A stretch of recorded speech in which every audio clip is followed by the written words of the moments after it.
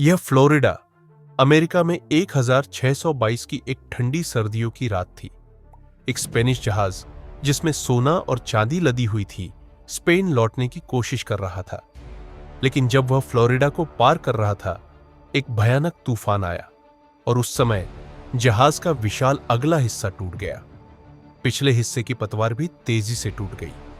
कुछ ही क्षणों में जहाज समुद्र की गहराइयों में समा गया। उस रात करीब $500 मिलियन की कीमत का खजाना समुद्र में बह गया और एक अनपेक्षित रहस्य जन्म लिया। लेकिन 300 साल बाद यह अमूल्य खजाना जो समुद्र की गहराई में छिपा था, आखिरकार खोज लिया गया और कोई भी कल्पना नहीं कर सकता था कि यह कितना कीमती था। जब वह जहाज उस भयानक रात में डूबा तो वह फ्लोरिडा कीज के एक छोटे से द्वीप के पास तैर रहा था। यह सिर्फ 100-200 मील के छोटे से द्वीप का हिस्सा था। उस समय सभी को जहाज की स्थिति के बारे में पता था, लेकिन कुछ हफ्तों बाद एक और तूफान ने जहाज को पूरी तरह से तोड़ दिया और वह समुद्र में हर ओर बिखर गया। वह ऐसी स्थिति में था कि थोड़े समय के लिए उसे खोया हुआ माना गया, लेकिन खजाने का रिकॉर्ड कभी नहीं खोया गया। इस जहाज में 150 सोने की ईंटें, 1000 तांबे की छड़ें और 50 से ज्यादा खजानों के बक्से थे।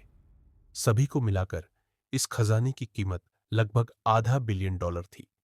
समय के साथ कई लोग इस खजाने की तलाश में आए और अपनी जान गंवाई, लेकिन कोई भी इसे नहीं ढूंढ पाया।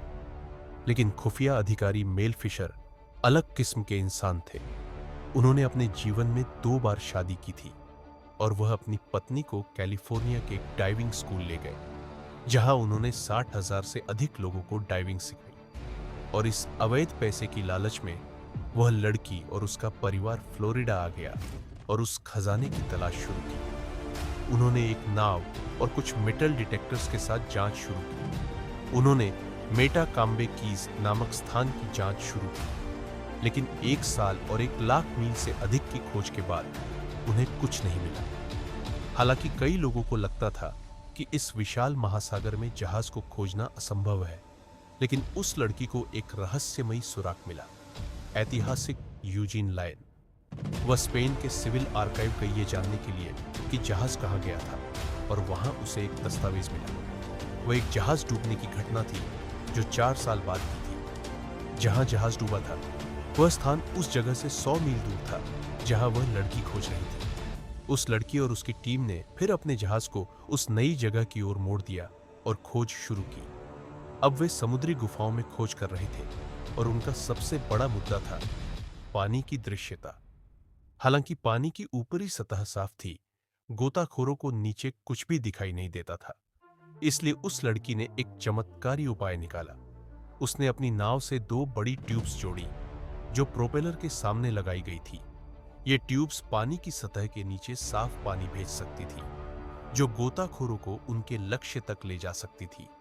ये केवल पानी साफ करने की तकनीक नहीं थी, बल्कि एक बड़ा आविष्कार था, और यह किसी भी चीज को समुद्र की तल से उठाने में चमत्कारी रूप से सक्षम थी। फिर 1971 में नाव के नीचे एक बड़ी चट्टान मिली। हालांकि वह कोई कीमती वस्तु नहीं थी, लेकिन वह पहला सुराग थी जो शायद असली खजाने से ज्यादा दूर नहीं था। उसके बाद कुछ और प्राचीन वस्तुएं मिली, जैसे प्याले, तलवार और जहाज को एक जगह रखने वाला तीर।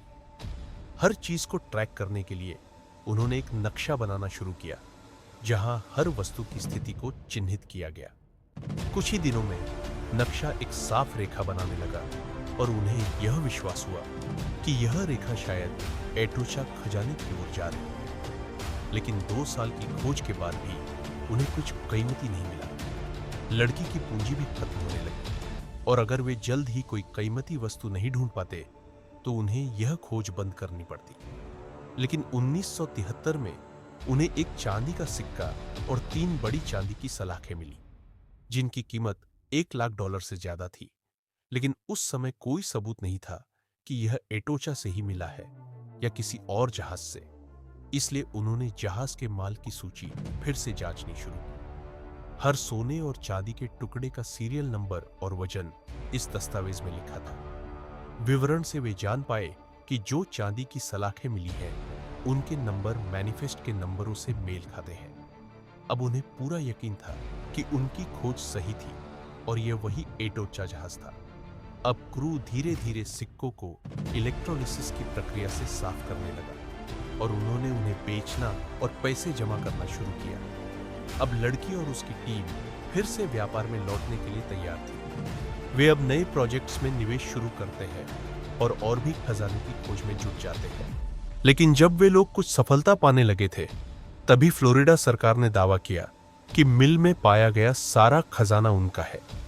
लेकिन मिल ने भी इसका विरोध करना शुरू कर दिया। बेशक पार्टी को वहां कुछ और अहम चीजें भी मिली, जैसे कि 9 कांस्य की खदानें जिन्हें 8 से 4 इंच तक खोदा गया था। लेकिन खोजे जाने के एक दिन बाद ही उनकी नाव पलट गई। इसके परिणाम स्वरूप पार्टी के 3 सदस्य मारे गए, उनमें एक पुरुष भी शामिल था। इस तरह 3 साल बीत गए और क्योंकि पार्टी और नए सुराग का कोई पता नहीं चला, उनका रिश्ता फिर से रुक गया। इस पूरे रिश्ते के दौरान लड़की ने एक रहस्यमयी बात का जिक्र किया कि कार में एक जीवित व्यक्ति था। दस्तावेज के अनुसार वह व्यक्ति जहाज में 70 पाउंड से अधिक मूल्य के कोलंबियन पन्ना पत्थर लेकर जा रहा था। हालांकि उस समय यह साफ नहीं था, लेकिन लड़की को पूरा यकीन था कि कार के वॉलेट में सिर्फ सोना या पैसा नहीं था, उसमें कुछ खास कीमती धातुएं भी थीं। 8 साल की कानूनी लड़ाई के बाद मेल ने फ्लोरिडा सरकार से केस जीत लिया और अंततः खजाने पर पूरी तरह से मालिकाना हक पा लिया। लेकिन 27वीं सदी के अंत तक मेल ने अपनी इंश्योरेंस कंपनी में $6 मिलियन खर्च कर दिए थे, लेकिन उनका निवेश कभी भी मुनाफे में नहीं आया। लेकिन यह सब 1983 में बदल गया। एक दिन जब वे मनी मार्केट लाइन की ओर जा रहे थे, तब उनका मैग्नेटोमीटर अचानक झिलमिलाने लगा। गोताखोर पानी में उतरे और कुछ कीमती वस्तुएं खोज निकाली जो धनबंदर की लाइन के दक्षिण पूर्व में थी। उन्होंने नक्शे पर उन वस्तुओं के स्थान को पहचाना और देखा कि वह एक नई लाइन थी जो मूल से अलग दिख रही थी। फिर 20 जुलाई 1985 को ठीक 10 साल बाद उनके सोनार स्कैनर ने हवा में एक बड़ा संकेत देखा। 2 गोताखोर पानी में उतरे। हैरानी की बात यह थी कि वे ग्रिग एरेम से करीब 100 मील पूर्व में गए और देखा कि वहां करीब 80 फीट लंबा एक जहाज का मलबा था, जिस पर सोने की ईंटें पड़ी थीं। उसके बगल में कई सोने के सिक्के और ईंटें थीं। यही था उस सिक्के का मुख्य रहस्य। अविश्वसनीय रूप से उस सिक्के के अंत में एक उंगली के आकार का पन्ना था, जिसकी कीमत $8 लाख से अधिक थी। और फिर एक और पन्ना निकला जिसकी कीमत $10 लाख से अधिक थी। अब वे 2000 से अधिक दुर्लभ पन्ना रत्न खोज सकते थे। क्या आप सोच सकते हैं कि इस समुद्र में कितनी दौलत छिपी हुई थी? 16 साल की खोज के बाद मेल और उनकी टीम ने आटोचा का ऐतिहासिक खजाना खोज निकाला। 1985 में पाए गए इस मदर लोड की कीमत लगभग $400 मिलियन आंकी गई।